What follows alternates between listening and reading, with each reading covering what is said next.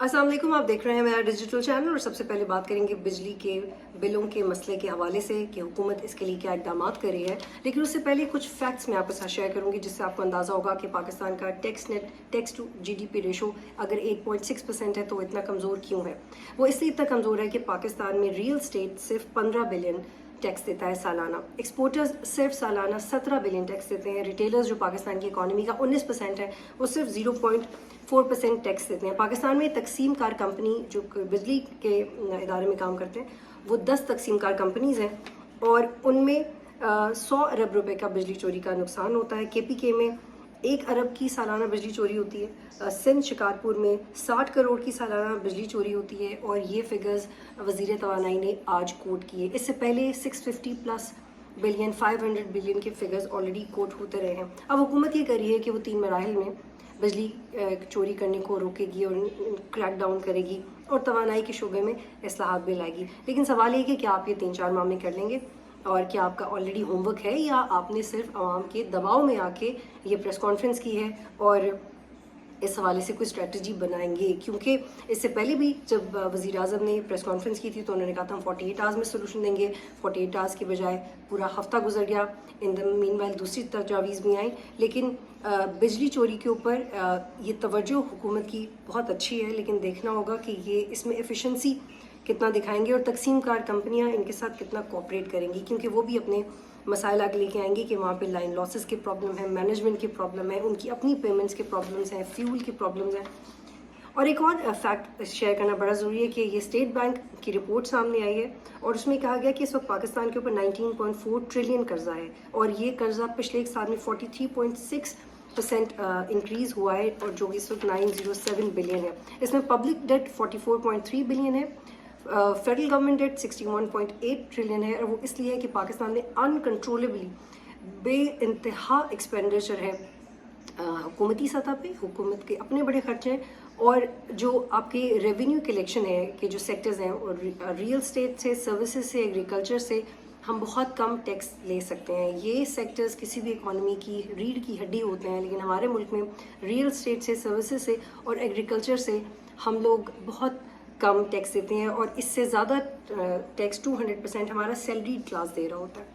और जुलाई में जो डॉलर की कीमत थी स्टेट बैंक की रिपोर्ट के मुताबिक वो 286.60 पर डॉलर ये कीमत थी और इस वजह से भी पाकिस्तान में फेडरल और पब्लिक डेट बहुत बढ़ता रहा कि रुपए की कीमत गिरती रही।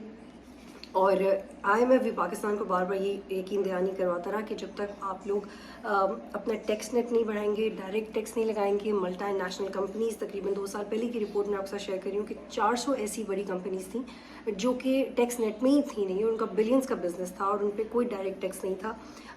उनके प्रॉफिट या उनके लॉस और उनकी आमदनी पे कोई टैक्स नहीं था। जो टैक्स आ रहा था वो मिडिल क्लास तबके के ऊपर आ रहा था।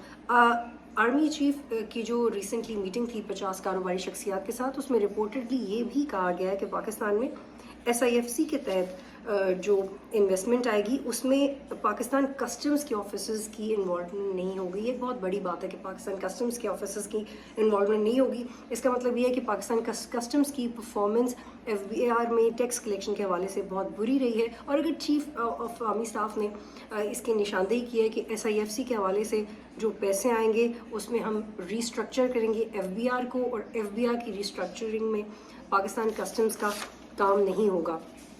और एट द सेम टाइम उन्होंने ये बात मैंने आपसे पहले भी शेयर की थी कि मुख्तलिफ ममालिक से पैसे तो आ रहे हैं, लेकिन वो इन्वेस्टमेंट आम आदमी को किस तरह से फ़ायदा पहुंचाएगी ये तो देखना होगा। लेकिन इस वक्त नंबर्स बहुत है जो हमें देखने को मिल रहे हैं। और अगर पाकिस्तान कस्टम्स के ऑफिसर्स इन्वॉल्व नहीं हैं तो क्या जो मौजूदा FBR की टीम है वही रीस्ट्रक्चर करेगी? नया FBR का चेयरमैन कौन होगा? क्योंकि जो साबिका FBR के चेयरमैन रहे हैं वो तो रिज़ाइन करते आए हैं इन एतराज़ात के ऊपर कि हमने जब टैक्स बढ़ाया है किसी जगह पे तो जो ख़ास तौर से KPK या दूसरे मुतल्लिका सूबों के MNA MPs आके आए हैं, उन्होंने कहा आप हमारे इलाके में नहीं आ सकते। रिसेंटली शब्बीर ज़ैदी साहब का एक इंटरव्यू था जिसमें उन्होंने अपना इसी तरह का एक एक्सपीरियंस बताया था। एक और अहम मौजू जिसके ऊपर बात करते हैं कि चेयरमैन पीटीआई को 5 अगस्त को तोशा खाना केस में 3 साल की सज़ा हुई थी, इस वक्त वो जेल में है। साइफर केस की गुमशुदगी में भी उनको दोबारा गिरफ्तार किया गया था, और जो तोशा खाना केस में उनको इस्लामाबाद हाई कोर्ट ने एक टेंटेटिव रिलीफ दिया था, उसका वो फ़ायदा इसलिए नहीं उठा सके थे क्योंकि साइफर केस में वो गिरफ्तार ही रहेंगे, वो बाहर नहीं आ सकते, और ऑफिशियल सीक्रेट एक्ट के तहत लगता भी नहीं है कि वो जल्द जेल से बाहर आ जाएंगे। लेकिन उनके वकील अब बहुत परेशान नज़र आते हैं। उनका ये कहना है कि वो वहाँ पे बेहतर तरीके से नहीं रह रहे, उनको अटक से अडयाला मुंतकिल कर देना चाहिए। और ये भी मैं आपको बताती चलूँ कि अटक में जो इमरान खान साहब है, वो पहले ऐसे वज़ीर आज़म है जो अटक जेल में रह रहे हैं। इससे पहले नवाज शरीफ साहब थे, लेकिन वो अटक किले में रह रहे थे। तो ये भी एक बड़ा इम्पॉर्टेंट मैसेज है इमरान खान के लिए कि अगर वो अटक जेल में है तो उनसे जो इस्टेब्लिशमेंट है या गवर्नमेंट है वो कितनी नाखुश है, क्योंकि इससे पहले यहाँ पे कोई वज़ीर आज़म था ही नहीं। और अगर उनकी छत से पानी टपक रहा है, या उनको फैसिलिटीज़ नहीं है, या उनका बाथरूम साफ़ नहीं है, या उनको कोई और मसला है, तो इतना ज़रूर वो एक्स प्राइम मिनिस्टर डिज़र्व करते हैं कि वो कंपैरेटिवली कंफर्टेबली रह सकें। लेकिन हम इस बात को नहीं भूल सकते कि इमरान खान ने अपने दौर में अपने सियासी मुखालिफिन के AC बंद करवाए थे, उनके पंखे बंद करवाए थे, उनकी क्लासेस चेंज की थी। तो ये इस सियासत में मकाफात अमल का लफ्ज़ तो मैं इस्तेमाल नहीं करूँगी, लेकिन सियासतदानों को एटलीस्ट एक दूसरे की पोजीशन का ख्याल ज़रूर कर लेना चाहिए। एक और बड़ी अहम खबर इमरान रियाज खान के हवाले से, पंजाब के जो IG हैं उन्होंने वादा किया है कि 13 दिन के अंदर होपफुली कोई अच्छी खबर होगी और इमरान रियाज खान के हवाले से पता चलेगा। हम पहले भी उनके बारे में बात करते रहे हैं। ये एक सोसाइटी की ग्रो करने के लिए बहुत ज़्यादा ज़रूरी है कि इमरान रियाज खान जो कि एक बड़ी आवाज़ हैं, आपके उनसे डिसएग्रीमेंट्स हो जाते हैं, लेकिन उनका एकदम से मंजर यहाँ पे गायब हो जाना, वो सेल्फ डिसअपेरेंस है या किसी ने उठाया, ये इसमें क्लैरिटी होना बहुत ज़रूरी है। और अगर कोई नेशनल सिक्योरिटी का मैटर है तो वो भी हुकूमती सतह पे एटलीस्ट पता होना चाहिए। लेकिन जहाँ तक हमारी इन्फॉर्मेशन है, मैं पहले इस पर लिख भी चुकी हूँ कि इमरान रियाज खान ठीक है, ही इज़ ओके, और वो राइट टाइम पे उनको छोड़ दिया जाएगा। अब वो राइट टाइम क्या होगा ये नहीं पता, और जो उनके वकील हैं वो भी यही बात करते रहे हैं, जो उनके क्लोज एड्स को यही पैगाम दिया जाता रहा है। लेकिन आज के IG के पंजाब के इस कमिटमेंट के बाद कि वो इमरान रियाज खान को क्या 13 दिनों में सामने ले आएंगे, उनकी किसी खानदान में मुलाकात करवाएंगे या नहीं, ये देखना पड़ेगा। आखिर में परवेज़ इलाही के हवाले से बात करते हैं कि परवेज़ इलाही को 11 मरतबा अरेस्ट किया जा चुका है, और जब इस्लामाबाद हाई कोर्ट ने ये कहा कि MPO के तहत उनकी गिरफ्तारी नहीं हो सकती, उनकी गिरफ्तारी को सस्पेंड किया गया, तो दोबारा एक टेरर केस में उनको गिरफ्तार कर दिया गया। वो PTI का हिस्सा है।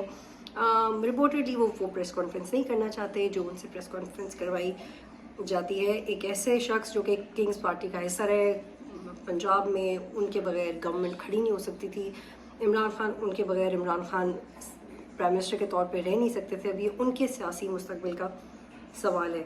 लेकिन परवेज़ इलाही की फेवर में एक बात ज़रूर जाती है कि अगर इस्लामाबाद हाई कोर्ट ने ये ऑर्डर दे दिया कि MPO 3 के तहत अरेस्ट नहीं हो सकते, तो दोबारा अगर उनकी गिरफ्तारी होनी भी है तो उसकी कोई कानूनी चाराजोई होनी चाहिए, वो लीगली होना चाहिए।